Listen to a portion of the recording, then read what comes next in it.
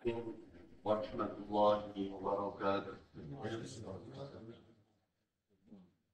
الحمد لله الذي هدانا لهذا وما كنا لنهتدي لولا أن هدانا الله.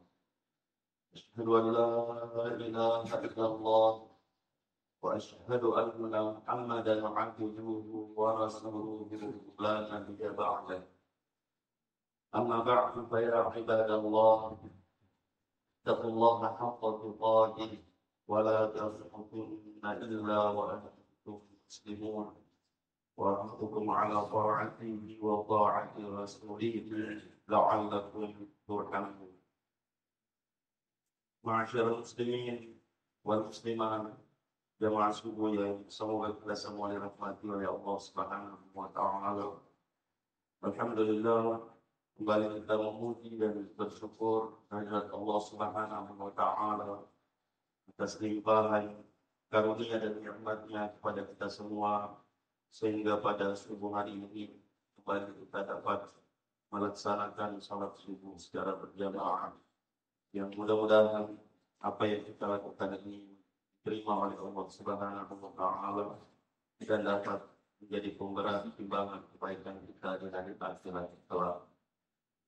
Dan semoga segala ibadah dan ketaatan kita dapat membahagiakan kita baik di dunia dan lebih-lebih lagi di akhirat kelak. Ma'asyiral muslimin wal muslimat rahimani wa rahimakumullah jami'an. Pada kesempatan yang mulia dan berbahagia ini, kembali saya ingin mengingatkan diri saya sendiri dan kepada kita semua tentang pentingnya kita menjaga hal-hal yang bisa membuat pahala salat kita tidak kita dapatkan, atau salat kita tidak diterima oleh Allah Subhanahu wa taala. Apa yang telah kita sampaikan pada pertemuan-pertemuan sebelumnya, bahwa ada hal-hal yang bisa membatalkan pahala salat kita yang berkaitan dengan amalan salat itu sendiri, atau kaifiyah salat kita yang tidak sempurna, yang membuat pahala kita tidak sempurna, atau salat kita tidak diterima oleh Allah Subhanahu wa taala. Dan ada juga perbuatan yang kita lakukan yang bisa membatalkan pahala salat, yang kita lakukan bukan dari kaifiyah salat, tapi perbuatan di luar salat, sehingga kita penting untuk menjaga bagaimana cara salat kita dan bagaimana kita menjaga perbuatan-perbuatan kita sehingga tidak melakukan sesuatu yang bisa membatalkan apa yang sudah kita kumpulkan. Nah, pada kesempatan ini saya ingin menambahkan satu hadis lagi, yang dalam hadis ini Rasulullah Sallallahu Alaihi Wasallam mengatakan bahwa salatatun la tujawizu adanahum atau salatuhum adanahum. Ada 3 golongan yang salatnya tidak melewati telinganya. Ini kinayah bahwa salatnya tidak naik, tidak terangkat. Kinayah dari tidak diterima. Dalam hadis ini disebutkan bahwa ada 3 golongan yang salatnya tidak diterima oleh Allah Subhanahu wa taala. Yang pertama, al-'abdul 'abid hatta yarji'. Hamba yang lari dari tuannya sampai dia kembali. Jadi budak yang meninggalkan tuannya pergi tanpa izin, itu tidak diterima sholatnya, kata Rasulullah SAW, sampai dia kembali, sampai dia datang. Atau bisa juga dipahami bahwa al-abdu di sini adalah pekerja yang meninggalkan tugasnya sampai dia kembali. Nah, meskipun dalam kisah yang sangat populer yang biasa kita dengarkan ada 3 golongan yang terkurung di dalam gua, atau ada 3 orang yang terkurung di dalam gua yang tidak bisa keluar, sehingga mereka berdoa dengan wasilah amal kebaikan. Yang salah satu dari 3 orang ini ada yang pernah menjadi tuan dari salah satu pekerjanya. Yang pekerja itu pergi meninggalkannya dan tidak menerima upahnya. Belum dia terima upahnya. Lalu beberapa tahun kemudian dia datang kepada tuannya untuk meminta, dulu saya pernah bekerja di sini. Lalu sebelum gajian saya pergi. Nah sekarang saya datang minta gaji saya dulu. Jadi dia Robert. Jam atau lagi sesuai dengan waktu yang sudah disepakati, namun tentu tuarek coba sekolah lau dan opah. Tapi ini tidak.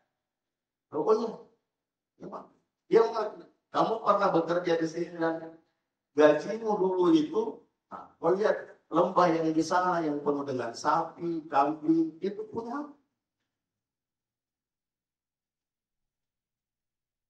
Jangan main-main. Jangan meledek. Jangan menghina saya.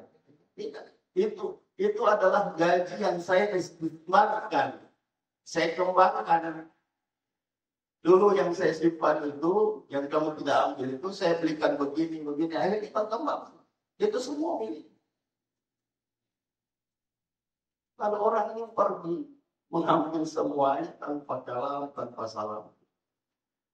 Ya. Lalu orang ini mengatakan kepada Allah, ya Allah, kalau betul saya lakukan karena maka bukakan pintu gua ini.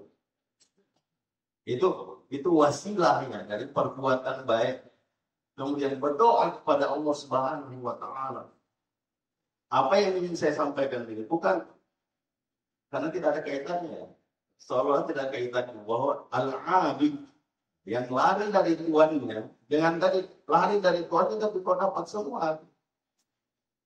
Nah, yang saya ingin sampaikan bahwa betul al-abid yang lari dari tuannya itu sebabnya tidak diterima, tapi ada contoh orang baik yang doanya diterima oleh Allah Subhanahu wa Ta'ala karena wasilah perbuatan baiknya. Yaitu orang yang dulu pernah ada yang kerja sama dia, lalu kemudian pergi meninggalkan, tidak menerima upahnya. Lalu ketika beberapa tahun kemudian dia datang minta upah yang dulu tidak dia ambil, lalu dikasih semua. Yang ada di antara kita, bukan yang ada di sini, di antara umat Islam, jangankan orang lain,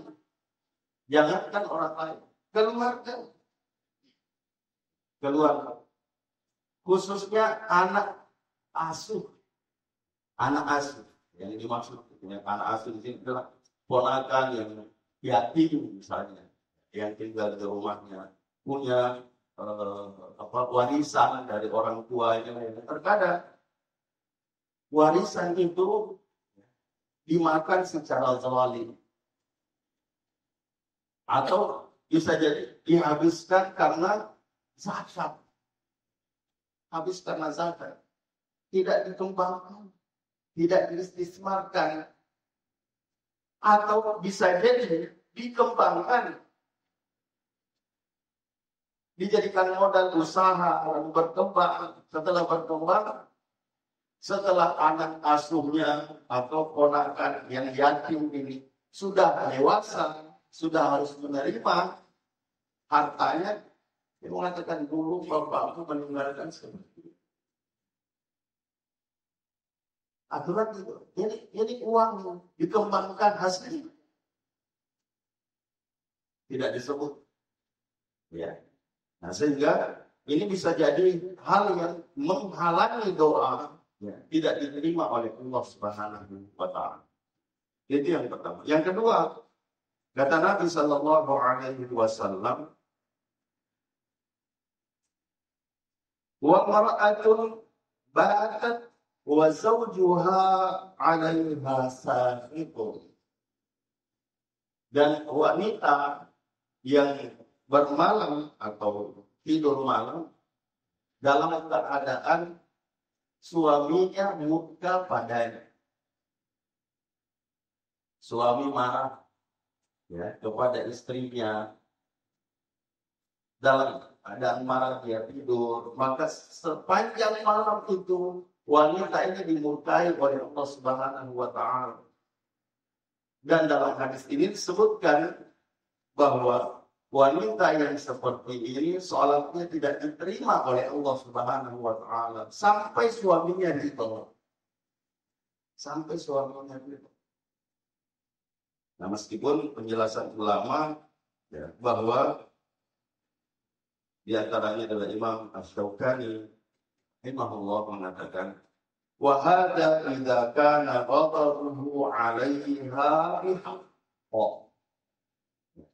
Itu kalau wanita ini kena marah atau suaminya marah kepada istrinya, ya, dengan karena sesuatu yang hak, sesuatu yang dibenarkan.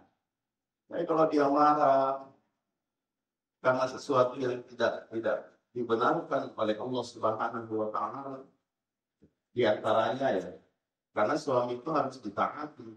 Bahkan ada guru kita yang mengatakan bahwa ya roh laka ini wa Allah Ta'ala mandinona baini. Sehingga Nabi Sallallahu Alaihi Wasallam mengatakan, kalau sekiranya aku bisa menyuruh orang untuk sujud kepada selain Allah, maka saya pasti akan menyuruh wanita itu sujud kepada suami. La'amartul mar'at antas juga dizawjiha. Saya akan perintahkan kepada wanita untuk sujud kepada suami, tapi tidak boleh. Tidak boleh. Nah, ketaatan pada suami itu disebutkan dalam beberapa hadis. Di antaranya, tidak boleh menolak meskipun sudah berada di atas di dapur, sudah menyala kompornya. Kalau suami panggil, ya kata, ya, kata iklan gitu. Kita kata iklan gitu. Yang bilang no, gitu. Katakan ya. Iklan apa saya kurang tahu. Saya cuma pernah dengar ada iklan yang seperti itu.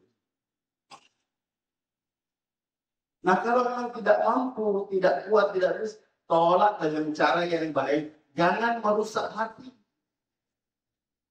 Ya, seperti yang biasa kita lihat nonton di YouTube, video-video pendek.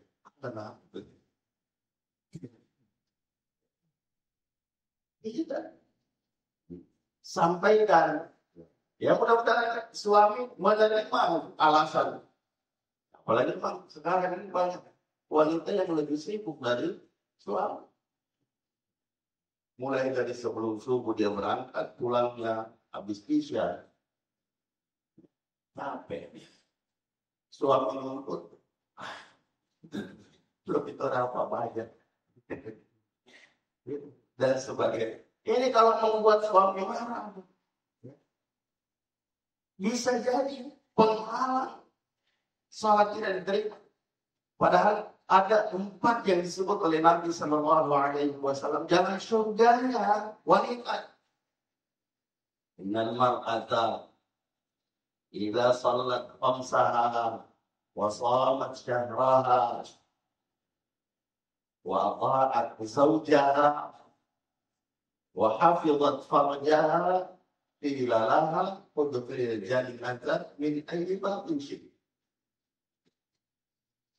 Seorang perempuan kalau sudah melakukan sholat 5 waktunya, puasa Ramadannya, menjaga taat kepada suaminya, ketaatan yang dibenarkan oleh Allah ya. Karena dalam hadis yang lain la ta'ata li makhluqin fi ma'siyatil khaliq. Jadi kalau bukan pada sesuatu yang harus ditaati, maka kita boleh menolak dengan cara yang baik. Dengan cara yang baik. Jadi kalau dia mengajak untuk memaksiati Allah Subhanahu wa taala, jangan ditaati. Tidak boleh menaati ya makhluk untuk memaksiati sang pencipta, yakni Allah Subhanahu wa taala. Sehingga dalam hadis ini disebutkan ya 4 hal ini, salat 5 waktu, puasa Ramadan, taat pada suami, menjaga kehormatannya. Maka dikatakan kepada wanita yang punya sifat seperti ini, masuklah kamu ke dalam syurga lewat pintu mana saja yang kamu mau. Luar biasa. Ya, tapi itu tadi, ya di zaman kita ini susah sekali yang begitu.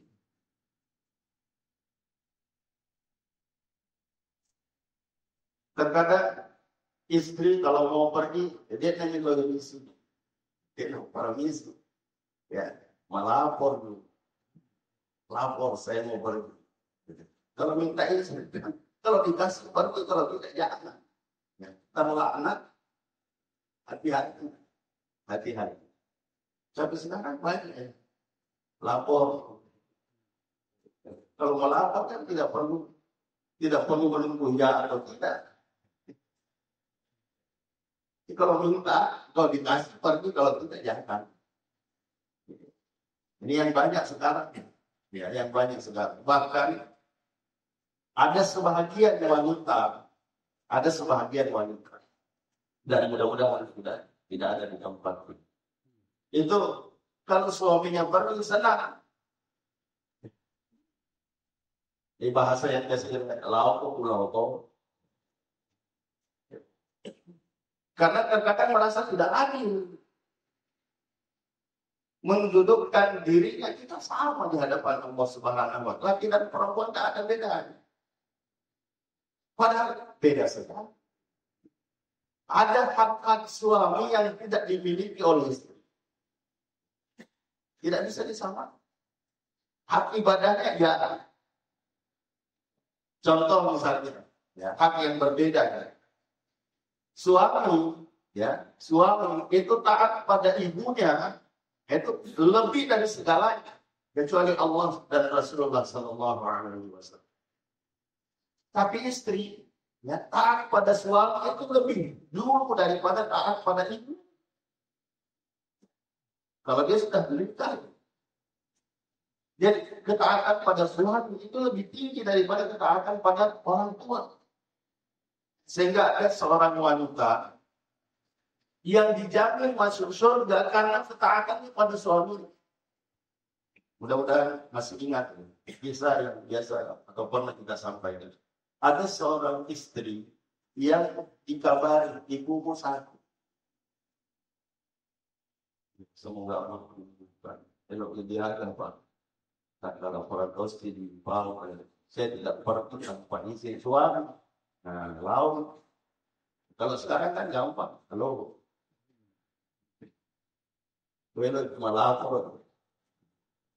Jadi cuma lapor. Apalagi kalau ada perkara begini. Sampai kan ibu lagi sakit. Bagaimana? Ya meskipun terkadang suami 3 kilo. Gitu ya. Nah itu kan yang dikhawatirkan. Yang dikhawatirkan. Kalau sekarang, mau cara lain, tahu. Tidak. Nah, wanita itu mengatakan, semoga Allah menyembuhkannya. Karena saya tidak bisa pergi, tidak ada suami. Saya tidak ada izin. Berikut datang lagi, disusun, semakin parah. Tapi tidak ada itu nggak boleh. Sampai meninggal. Ibunya meninggal.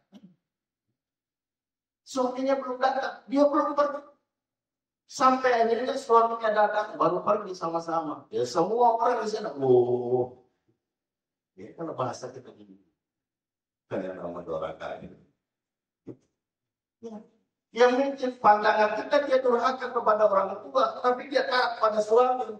Ya, yang pada malam itu wanita ini bermimpi, dibuat mimpi oleh Allah Subhanahu Wa Taala, diperlihatkan bahwa kamu itu mendapatkan surga Allah karena ketaatan kepada suami, meskipun semua orang mengatakan kamu adalah anak durhaka.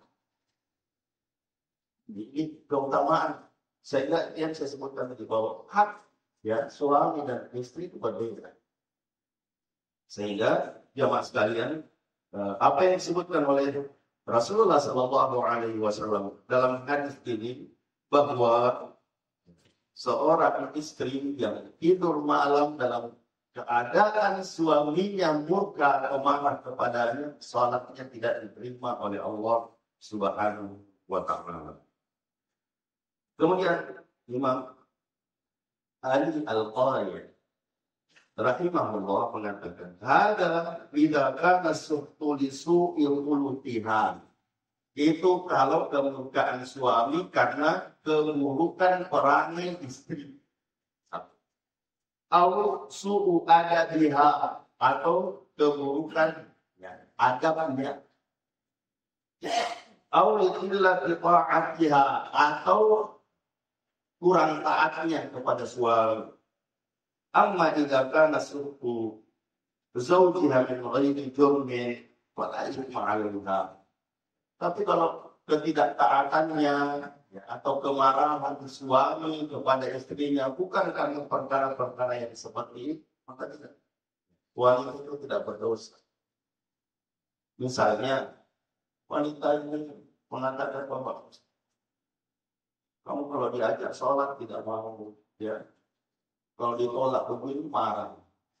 Jadi kan bisa seimbang. Sehingga jamaah sekalian yang semoga kita semua dirahmati oleh Allah Subhanahu wa Ta'ala. Yang terakhir yang disebutkan dalam hadis ini adalah wa imamu qaumin wa hum lahu karihun. Dan seorang yang mengimami kaumnya sedang kaum itu tidak suka pada membenci. Nah ini juga sama ya, kebencian yang dimaksud di sini bukan kebencian pribadi, bukan karena kemarahan pribadi ada kemudian. Kalau main yang kena, udah tidak bohong. Ya, tapi yang dimaksud di sini ya ini juga dijelaskan oleh ulama. Karihuna, ya, Ibnu Al-Malik rahimahullah mengatakan, karihuna li bid'atihim. Dia benci kepadanya karena perbuatan-perbuatan bid'ah yang dia lakukan. Jadi Pak Imam suka melakukan hal-hal yang tidak sejalan dengan sunnah Nabi Sallallahu Alaihi Wasallam. Ya. Itu yang membuat kaumnya atau makmumnya tidak senang, itu boleh. Al-Fistihim atau kefasikannya. Kefasikan yang dimaksud ini, ya dia ikut tapi Nabi itu mana? Ya, kefasikan itu adalah orang beriman yang suka melakukan dosa besar. Kefasikan. Tapi tidak membatalkan syahadat. Dosa yang tidak membatalkan syahadat. Jadi perbuatan-perbuatan dosa, judi misalnya, ya biasa motope, minum, misalnya, ya, misalnya. Bukan minum air putih berarti pastinya masih biasa mabuk. Kalau dilihat di kampungnya Lena pun mau kesesat dan ya paling main kehafalan, tapi biasa tuh dapat salah, ya. Dan itu disebutkan dalam hadis. Orang beriman itu tidak masuk Ya, tidak masuk. Dalam hadis disebutkan la yazni zani hina yazni wa huwa mu'min. Ya, seorang beriman tidak berzina ya ketika dia berzina apabila dia beriman. Artinya ketika dia berzina imannya lepas. Imannya lepas. Jadi kalau sudah selesai dan kembali lagi pakai imannya sadar sini terus. Janganlah percuma proses. Ya. Kenapa? Ya kita bukan jangan mengukur Allah dengan perasaan kita.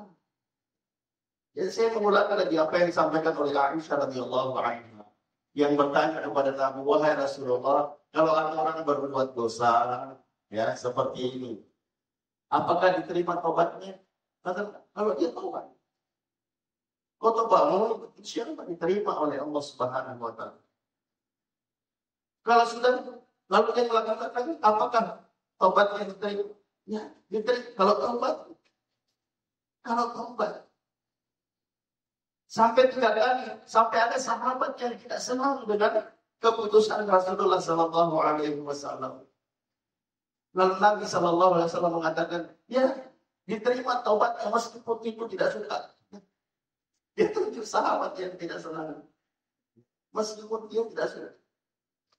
Ya, cuma masalahnya adalah masih ada waktu untuk bisa taubat. Kalau sudah melakukan taubat, ya, alhamdulillah diterima, insya Allah diterima. Allah Maha Pengampun.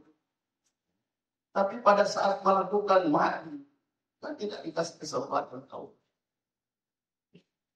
Karena banyak yang begitu, banyak yang seperti ini. Jadi jangan sampai kita menyia-nyiakan kesempatan yang sebab kematian. Apalagi sekarang terkadang tidak terbayangkan kok tiba-tiba mati. Atau mungkin ada yang pernah nonton ada video pendek yang kalau menurut akal pikiran tidak mungkin kena, tapi kok kena. Ya, saya pernah melihat ada ban mobil truk pecah, lepas dari mobil itu, menggelinding. Bukannya yang dekat kena, yang jauh di sana kena, mati. Itu orang jalan sehat, kuat. Kematian datang tiba-tiba. Saya jamaah sekalian yang semua dirahmati oleh Allah Subhanahu wa taala. Jangan sampai kita sudah merasa puas dengan perbuatan yang baik yang kita lakukan, lalu menyepelekan, menganggap remeh, melakukan perbuatan. Ini terhapus dengan perbuatan. Oh, jangan sampai itu adalah akhir dari kehidupan kita. Wal'iyadu billahi min dzalik.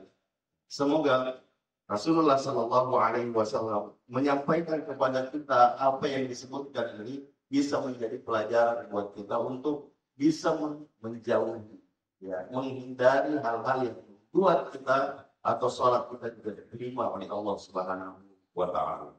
Ja'alani Allah wa iyyakum minal 'abidin wal faizin wa adkhalani wa iyyakum fil jannati wa na'imil muqim. Aqulu qawli hadza wa astaghfirullahal 'azim li wa lakum wa lisa'iril muslimina wal muslimat min kulli dhanb wa ya fawzal mustaghfirin wa ya najatan sa'irin. Subhanallah wa bihamdihi asyhadu an la ilaha illa anta astaghfiruka wa atubu ilaik. Hadallahu ila al-ma'ruf wal 'afwu minkum. Wassalamualaikum warahmatullahi wabarakatuh.